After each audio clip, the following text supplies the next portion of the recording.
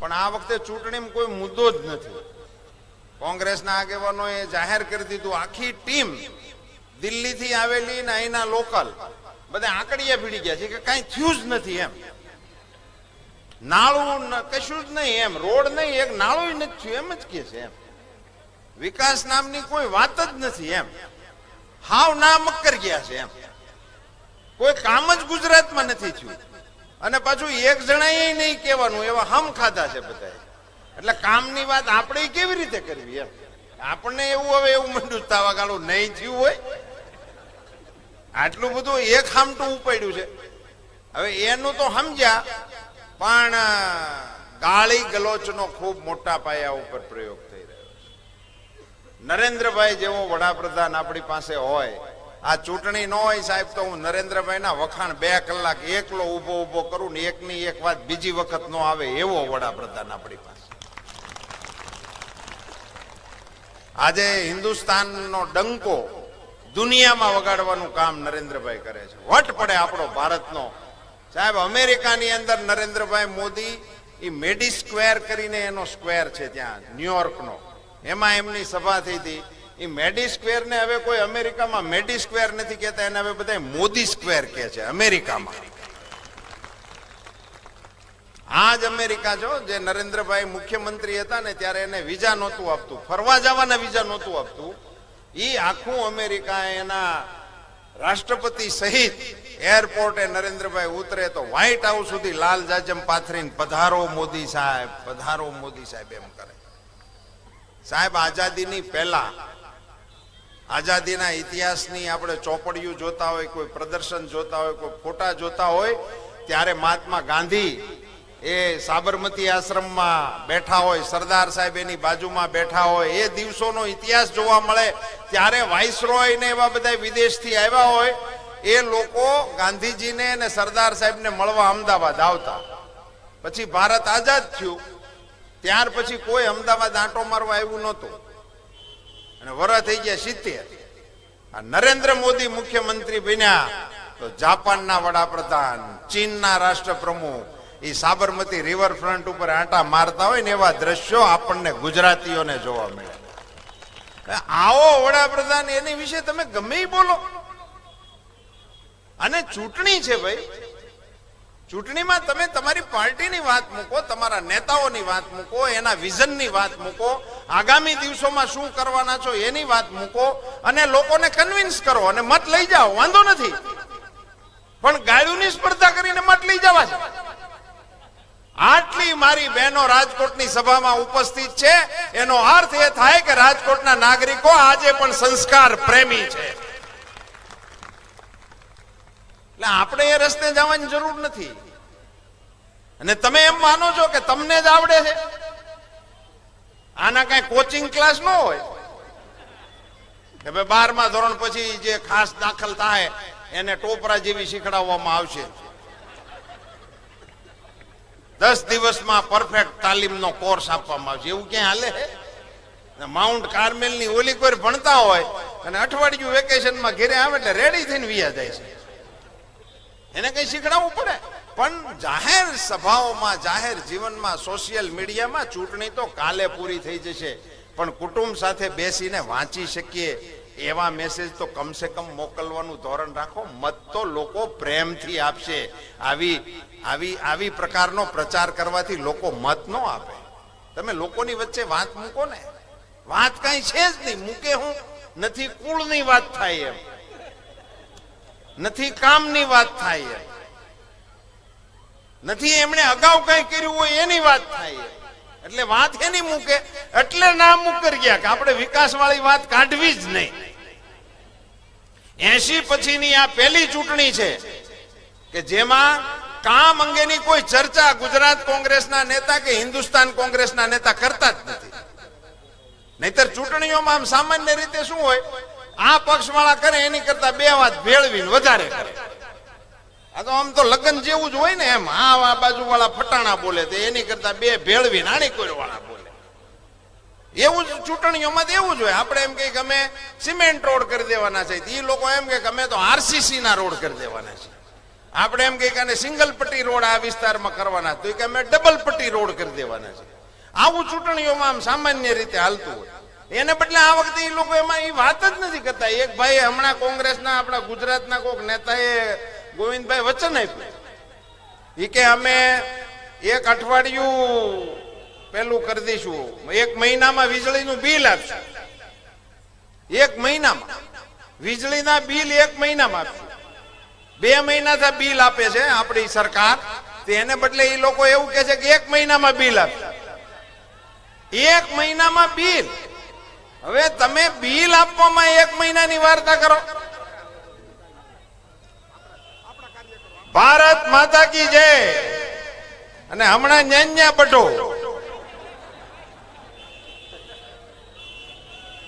हम तुम्हारे साथ हैं, गोविंद भाई तुम्हारे साथ है, અને આખી સભા તમારે સાથ है. તે વીજળીના બિલનું વચન આપ્યું કે અત્યારની સરકાર થી 2 મહિને બિલ આપે છે, અમે આવશું 1 મહિનામાં બિલ આપશું. એ કોઈ વચન છે? વીજળી અમે 24 કલાક આપીને તમે બિલના વાયદા કરીને મત લઈ જાઓ. કઈ પ્રકારના આ લોકો છે કે સમજાતું જ નથી. ને વિકાસ થયો જ નથી, વિકાસ થયો જ નથી. કાલની સભામાં મેં કીધું હતું કે તમને વિકાસ ન દેખાતો હોય તો અહીંયા હાવ નજીક છે, લ્યો મારો આંકડો અને પાડો ના કે જો આમાં નથી. આ લોકો 24 કલાક કે છે ખોટું છે, ભરો આંકડીઓ. આ જે ના પાડે છે ને એને થાંભલે ચડાવો. અને રાજકોટમાં નહીં, રાજકોટ થી 50 કિલોમીટર બહાર આવ્યા જાવ ને, અંતરિયાળની સીમના કોઈ પણ થાંભલે ચડી જાય કોઈ પણ કોંગ્રેસી, અને કોઈ પણ વાયરની બથ પકડીને પછી કેક નથી વિકાસ કર્યો. ચડાવો એને થાંભલે ચડાવો, અમે કોઈ વિકાસ નથી કર્યો. હું તો કાલનો પ્રાર્થના કરું છું કે ભાઈ કોંગ્રેસના હંધાય આગેવાનો ને એના હગાવાલા હંધાય 100 વર્ષના થાય, એને કોઈ પણ પ્રકારની અજાકજા ન થાય. પણ ક્યાંક કુદરતી કોઈ અકસ્માત થઈ જાય તો હું એમને ભલામણ કરું છું તમારા આ વર્ષના પ્રચારને કારણે કે તમે કોઈ 108 ને ફોન ન કરતા હોય, અમારો વિકાસ છે. સકડામ લઈ જઈજો, તગો બાંધો, ટ્રેક્ટર બાંધો, ઊંટ ગાડી બાંધો, લીમડાના પાંદડા ને તમારો દર્દી હંધાય એ બેઠા બેઠા જાઓ ટેકો કરતા કરતા. ભલે બગોદરાથી પાછા આવો, ત્યાં તો તમે 108 જ કરો છો. વિકાસ થયો છે કે નથી થયો એમ પૂછતા નથી. ત્યાં પૂછવાય નથી આવતા કે ભાજપ વાળા એ કરેલો છે એટલે અમારે બેહવું કે ન બેહવું. ત્યારે તમને વિકાસ દેખાય છે, એનો કોઈ વાંધો નથી આવતો. મિત્રો, આ તો આ ભારતીય જનતા પાર્ટીનું રાજ આવ્યું. આ રાજકોટમાં તો પાણી ટ્રેન થી મોકલતા હતા. અમે તો કોઈ મોટે જૂની પેઢીના લોકો હોય તેને ખ્યાલ છે. ગાંધીનગર થી પાણીની ટ્રેન અમરસિંહભાઈના વખતે અહીં મોકલી હતી. તમે વિચાર કરો, એ ટ્રેન અહીં ક્યારે પૂગી છે, ગાંધીનગર થી ક્યારે ઉપડી છે. એ ટ્રેનના ટેન્કર છે, એ પાછા આપણા ટેન્કરમાં ખાલી થયા છે, અને ઈ ટેન્કર રેલવે સ્ટેશનથી ઉપડીના વોર્ડમાં કે ગામડે પહોંચ્યા છે. એ પાણીની વ્યવસ્થા કહેવાય? આ તમારા આ કાયદાઓ, આ તમારા વ્યવસ્થાના મુદ્દાઓ હતા. અમે વિધાનસભામાં એના રાજમાં બેહતો હતો, હું ધારાસભ્ય પહેલી ટર્મનો હતો ત્યારે, તો એના પાણી પુરવઠા મંત્રી એવી વાત કરતા કે ગયા વર્ષે આપણે 7000 હેન્ડપંપ મંજૂર કર્યા હતા, આ વર્ષે આપણે 8000 હેન્ડપંપ મંજૂર કર્યા. ડંકી એની પાણીની યોજના હતી, હેન્ડપંપ. મેં ધારાસભ્ય તરીકે હેન્ડપંપ નું ઉદઘાટન હોતન કરેલું. એટલે બોલો, અટાણે કોઈને હેન્ડપંપ ની વાત કરે? ધારાસભ્ય કોક ને કહે કે અમારા વિસ્તારમાં હેન્ડપંપ કરી જો તો સામું જોવે ક્યાંનો છે આ હેન્ડપંપ વાળો. 50 વર્ષ તમે આનું આ કર્યું. મિત્રો, આપણા તો શાસ્ત્રોમાં એવી વાત હતી કે ગંગાજીમાં સ્નાન કરો તો પુણ્ય મળે, યમુનાજીનું પાન કરો તો પુણ્ય મળે, નર્મદાજીનું દર્શન કરો તો પુણ્ય મળે, અને તાપી માતા તો એવા છે આપણે ત્યાં કે એનું સ્મરણ કરો તો પુણ્ય મળે. આ 4 મહાનદીઓના જે પુણ્ય વર્ણન કર્યું છે એમાંના એક નદી નર્મદા માતા, એના દર્શનથી પુણ્ય મળે. હિન્દુસ્તાનની એક જ એવી નદી છે જેની પરિક્રમા કરવાનો રિવાજ છે, નર્મદાજીની પરિક્રમા થાય છે. આ એક જ નદી એવી છે, એની પરિક્રમાનો રિવાજ છે. એના દર્શન કરવાથી મોક્ષ મળે. મિત્રો, ભારતીય જનતા પાર્ટીનું રાજ આવ્યું. આજે તમે ઘરમાં ચકલી ખોલો અને એમાંથી જે પાણી આવે ને નર્મદાજીનું છે, નળ ખોલીને પગે લાગજો. એના દર્શનથી મોક્ષ મળે છે. ઘેરે ઘેરે માતાજી દર્શન દેવા માટે આવ્યા છે. આપણી ઉપરની નર્મદા માતાની કૃપા કહેવાય. એને કારણે આપણને આવો લાભ મળ્યો છે. ક્યાં હેન્ડપંપ ને ક્યાં ટેન્કર, આખા રાજ્યને ટેન્કર ફ્રી કરીને કેવડિયા કોલોનીથી ઉપાડેલું પાણી કચ્છની કાંધી સુધી પહોંચાડી દેવાનું કામ મારી સરકારે કર્યું છે. એટલે મત માંગવા માટે પાઇપલાઈનો કેવડી, હું આમ ઊંચો હાથ કરીને હાલ્યો જાઉં ને તો આખો પાઇપલાઈન માંથી બારો નીકળું, ક્યાંય અટકાવ નહીં. એવડી પાઇપલાઈનો, હજારો કિલોમીટરની પાઇપલાઈનો નાખી. મિત્રો, આપણા રાજ્યમાં નહીં, આપણા દેશમાં નહીં, એશિયામાં પાણીનું આવડું કોઈ નેટવર્ક કોઈ દેશમાં નથી. એવું પાણીનું નેટવર્ક ગુજરાતમાં ભારતીય જનતા પાર્ટીના રાજમાં થયું. એને 24 કલાક વીજળી નો દેખાય, એને 108 નો દેખાય, એને આખા રાજ્યની અંદર રસ્તાઓનું જાળું ન દેખાય. તો આ રાજકીય પ્રશ્ન નો કહેવાય, આ મેડિકલ અનફિટ નો પ્રશ્ન છે. અને ઘણા રતાંધળા હોય એ નો દેખાય, લો બોલો શું કરો, તો એનો ઈલાજ કરાવવો પડે. એ મેડિકલી અનફિટ છે. તો હમણાં મેં એક સભામાં વાત કરીને એક ભાઈ એમાંય સુધારો કર્યો. મને કે નથી દેખાતું ને એવા સુરદાસ જે લોકો હોય છે ને, એને દેખાતું નથી ઈશ્વરની એમની ઉપર અવકૃપા છે એટલે, પણ એ લોકો અનુભૂતિ કરી શકે છે, એ મહેસૂસ કરી શકે છે, એ સૂંઘી શકે છે, સ્પર્શ કરીને એનો આ બધી બાબતોનો લાભ લઈ શકે છે. એટલે તેને સ્પર્શ કરવાથી, સ્મરણ કરવાથી પણ એ સુરદાસને સમજણ પડે છે. આને તો એમાંથી નહીં નથી સમજણ પડતી. એટલે આ મેડિકલી અનફિટ કેસ છે આખો. હવે ફિઝિકલી મેડિકલી અનફિટ કેસ હોય એને તો નોકરીમાં નથી રાખતા. આમાં રાખીને શું કરવા છે? એને ક્યાંય ન રખાય. અને મિત્રો, આખા એ દેશમાં નરેન્દ્રભાઈ મોદીએ મુખ્યમંત્રી તરીકે પહેલી વખત આ પ્રયાસ કર્યો હતો. અને નરેન્દ્રભાઈ મુખ્યમંત્રી તરીકે એક ટર્મ પૂરી કરી અને બીજી ટર્મની ચૂંટણી લડતા હતા ત્યારે અમને પ્રદેશના આગેવાનોને ભેગા કરી નરેન્દ્રભાઈએ અમારી સામે એક વાત મૂકી હતી કે આ વખતે આપણે ગુજરાતની જનતા વચ્ચે મત માંગવા માટે જાય ત્યારે આપણે આપણી સરકારના કામ લોકોની વચ્ચે જઈને તમે ગણાવજો અને લોકોને એમ કહેજો કે અમારી સરકારે 5 વર્ષ આવા કામ કર્યા છે એટલે તમે અમને મત આપો. આ કામના આધાર ઉપર મત માંગવાની હિંમત ગુજરાતના મુખ્યમંત્રી તરીકે નરેન્દ્રભાઈ મોદીએ પહેલી વખત કરી હતી. એ પહેલા તો વેલા ઉપર જ હાલતું હતું, કામનું ને એવું કઈ આવતું જ નહોતું. આ અટક વાળા છે ને આ હાંખ વાળા છે ને આ કોમના છે ને આ તે કોમના છે.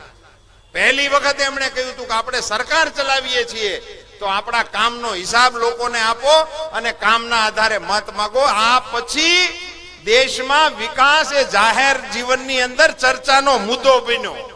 ત્યાં સુધી વિકાસ ચર્ચામાં ક્યાંય હતો જ નહીં. અને ત્યાર પછી દેશની બધી પાર્ટીઓએ આને ફોલો કરવું પડ્યું હતું. આ કોંગ્રેસના આગેવાનો ભૂલી જાય છે. હમણાં પંજાબમાં ચૂંટણી થઈ, કોંગ્રેસના મુખ્યમંત્રી પદના ઉમેદવાર કેપ્ટન અમરિંદર સિંહ જે અત્યારે મુખ્યમંત્રી બન્યા છે પંજાબમાં, એની ચૂંટણી સભાઓના ભાષણો કોંગ્રેસના લોકો સાંભળી આવે.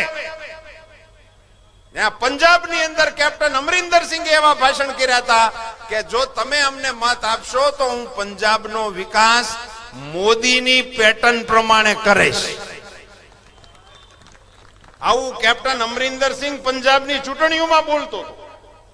ત્યારે એના વિકાસ દેખાણો હશે તે બોલતો હશે કે એમને બોલતો હશે? એના આગેવાનો આમ ભાષણ કરીને મત લઈ ગયા ને મુખ્યમંત્રી થઈ ગયો પંજાબમાં. આને તમે નકારી શકો? અને નકારવું હોય તો પણ મને તો વાંધો નથી મિત્રો, પણ ચૂંટણી કાલે પતી જશે. ગુજરાતની આબરૂ દુનિયામાં હું કામ બગાડો છો મત હાટુથી? ગુજરાત છે આ. તમે એમ કહો છો કે અહીંયા કાંઈ નથી, તો અહીંયા તમારે રાજકોટ થી કચ્છ કેટલું નજીક છે. એ કચ્છમાં 10,000 રૂપિયા વીઘો જમીન કોઈ લેવા વાળું નહોતું. 10,000 રૂપિયા વીઘો જમીન વેચાતી હતી હરિભાઈ. હું ત્યાં 10 વખત ગયેલો છું. 10,000 વાળું મારી સાંભળમાં, 50 રૂપિયા તો વહેલું, કોઈ લેવા વાળું નહોતું. આજે 10 લાખ રૂપિયા કોઈ વેચવા વાળું નથી. આ કેવી રીતે થઈ ગયું? શા માટે આ બધું થયું છે? અને આ 10 લાખ રૂપિયાનો ભાવ તો વગડાની વાત કરું છું, જેને રોડ ને 4 લેન કે 6 લેન જેને અડી ગયો છે ને, એને તો બપોર સુધી ઉઠાડાતા નથી. એ તો 4 વાગે મળો એમ જ કે છે. 4 વાગે બપોરે જમીન હુઈ જાય, પછી 4 વાગે એની યાર વાતચીત થાય. આ તમે પૂછી લો ગમે એને. આ સ્થિતિ આ રાજ્યમાં સર્જવામાં કારણ બીજું કઈ નથી મિત્રો. નરેન્દ્ર મોદી ગુજરાતના રોકાણકારોને, દેશના રોકાણકારોને અને દુનિયાના રોકાણકારોને એ સમજાવવા માટે સફળ થયા કે રોકાણ કરવું હોય તો ગુજરાત જેવી બીજી કોઈ જગ્યા નથી. આ કામ નરેન્દ્ર મોદી સફળતાપૂર્વક કર્યું, એટલે વેપારીઓ અહીંયા આવીને મૂડી નાખી, એટલે આપણી જમીનના ભાવ ઉચકાણા. આ રાતોરાત કશું થતું નથી, આમ હવામાંથી આમ કાઢીને થતું નથી.